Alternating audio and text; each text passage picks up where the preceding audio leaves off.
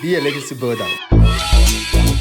I'd like to tell you the 5 money decisions that you need to make to change your financial life.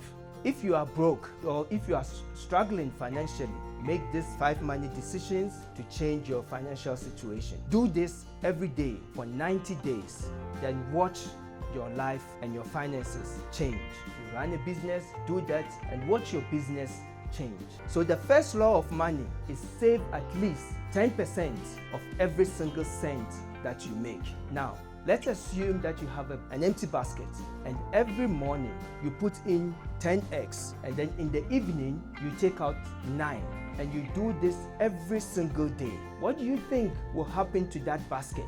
Eventually it will overflow because every day or each morning you put in 1 more than you take. So with time it will overflow. It's a slow but steady process, and if you trust the process it will overflow.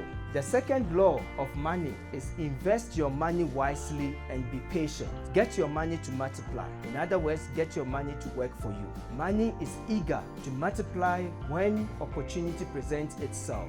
So seek long-term gains and not short-term profits, because as the years pass, your money will multiply itself. The third law of money, seek advice, because now you know how to earn money and now you've gotten how to get to invest your money. But what kind of products are you putting your money in? Seek advice. My dad implemented this in me. He says, Echo, if you in a room and if you the only person that is smart, you are the most stupid person in that room. That's what my dad said to me. So know yourself, know your identity, know what you're good at, know your strength. Don't focus on your weakness. Find a person that's better than you doing great at your weakness. So you seek advice. So if you do not know how money works, there are institutions, there are financial advisors. Seek advice, because having little to no financial understanding of your finances is suicidal. If you want to enjoy your money in contentment and in consistent increase, you need to seek advice. Number 4, educate your financial IQ. Money slips away from the man who invests it in businesses or products which he or she is not familiar with, or which they are not approved by the skills they have. So it's okay not to know something, but it's not okay not to have learned the basics of how things get done. You don't need to be a buffoon in the product, but before you part away your money to someone, you need to at least understand the basic of what you're getting yourself into. You work hard for this money and you do not want to give it to somebody that is not going to return or at least preserve the capital that you part away with.